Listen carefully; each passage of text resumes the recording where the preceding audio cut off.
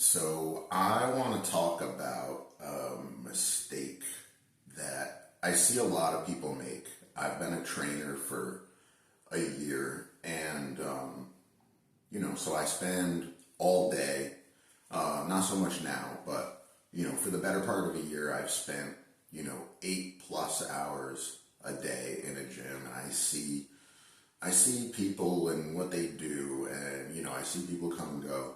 And one mistake that I see a lot of people make, beginners, like people that are kind of just starting their fitness journey or restarting, and they're like pretty out of shape. And I see a lot of this category of people spending way too much time on arm isolation exercises, and by that I'm talking like bicep curls and tricep, overhead tricep extensions, like that kind of stuff.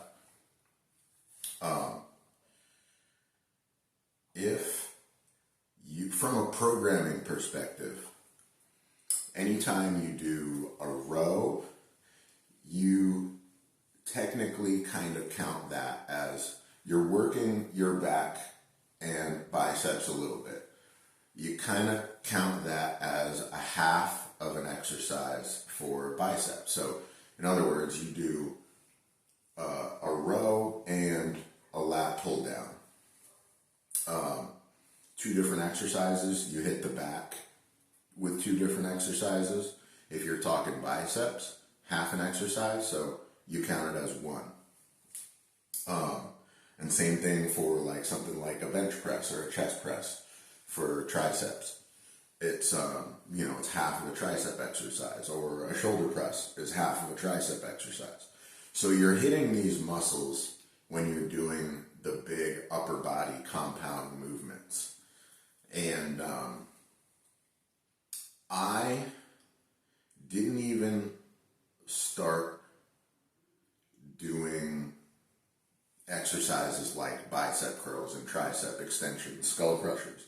I didn't even start doing that until like 3 months ago, regularly. Like I would once in a while, like maybe do a couple sets.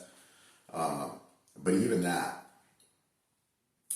it was like, man, I would do like bicep curls like once or twice a month for like the first 10 months that I was a trainer, and like starting to I've put on basically almost 30 pounds of muscle in the past year. And, and genetics come into play, so everybody's a little bit different. But the point I'm trying to make is that if, like, it's totally ridiculous for a beginner to spend like an entire day doing biceps and triceps. Like I said, if your best bet is, if you want to train, 6 days a week, you can do a push-pull leg split, and just do all the big compound movements first, and then save, if you care about your arms, how they look, then do a few sets at the end of the workout, but don't spend an entire day on arms. I heard somebody, a coworker that I don't really know that well, and pretty overweight, and like the other day I heard him talking to somebody else, and he was like, yeah, I got bis and tris today. It's like, that's it.